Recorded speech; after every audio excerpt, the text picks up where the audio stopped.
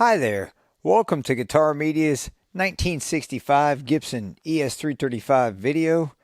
We're here today to take a look at this beautiful custom order 1965 Gibson ES335 and Burgundy mist with gold hardware, ebony fingerboard, and pearl dot inlays. Now for the rap sheet, for the bad stuff, for the replaced stuff. The pickups are error correct, but have been replaced. The pick guard is error correct also, but has been replaced. The switch is error correct, but has been replaced. The knobs are the witch hats, and they've been replaced. Let's see. The strap buttons have been switched out to the strap locks. They've been replaced. Let's see where we at here. The stop tailpiece has been added. This was originally a trapeze tailpiece, and the holes are still exposed on the bottom of the instrument. Let's see. The tone caps are now orange drops. They have been replaced. The input jack has also been replaced. The pots have no codes and also have been replaced. The neck was sanded on the back, and the finish was removed. Let's see.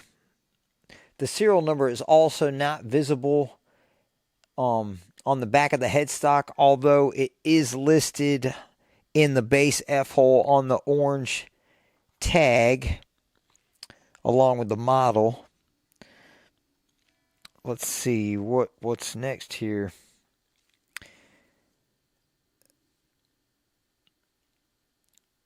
The nut is the transitional nut width for 1965 of 1 10/16. The transition in between 1 11/16 and the narrower 1 9/16 that would follow throughout the end of the late 60s, and is also the earlier material that is opaque in appearance